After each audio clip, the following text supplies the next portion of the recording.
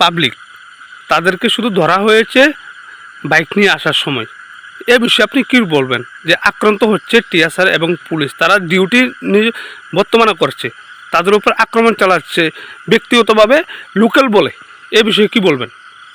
আমি চাই ওইটা মানে যে তারা তো আমরার জন্যই এইভাবে রাত জায়গা ডিউটি করতে আছে, তো আমি চাই যে তারা যারা এমন করে তাদের কঠোর শাস্তি হোক। জিনিসটা আজকে দেখা গেল যে নতুন আপনাদের এখানে একটা নাকা পয়েন্ট হয়েছে, সবে সুরক্ষার জন্য একটা নাকা পয়েন্ট হয়েছে, কিন্তু কিছু কিছু লোকাল পাবলিক আছে যে তাদেরকে হ্যারাসমেন্ট করছে। এই বিষয়ে আপনি কী বলবেন? আপনি একটা অথরিটি হিসেবে, আপনি এই জায়গার অথরিটি হিসেবে আপনি কী বলবেন?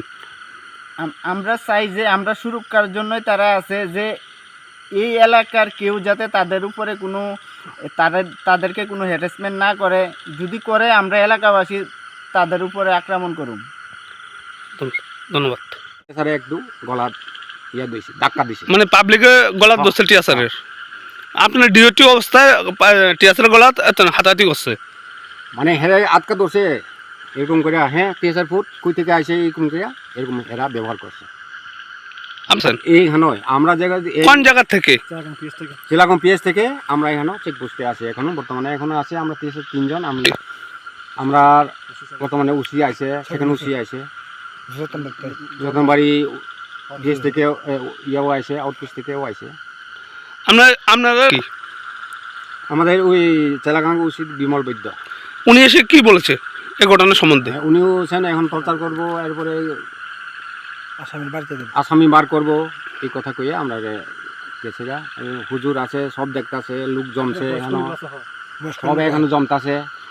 আমার ওসি কোনো গুরুত্ব দিয়েছে আপনার যে হেনস্থা, ওসির কোনো গুরুত্ব দিয়েছে এই হেনস্থার? গুরুত্ব দিছে বলতে ওসি তো এখন সামিল করবো, দেখবো, খোঁজাখুঁজি করতেছে, কে বেড়া কে হে কে সব খুঁজতেছে, এখন বার করব। আমরা যেভাবে এখানেও আমরা চেকপোস্টে ডিউটি যে তেনাব আছে বলে, আমরা সবাই সুরক্ষা লাগিয়া আমরা আসি, সবাই সুস্থ লাগিয়া আসি, সবাই সুস্থ চাই। বাস রাত্রে যখন যেটা আইব সবাই আমরা কথাবার্তা কমো, কই যাইব না যাইব।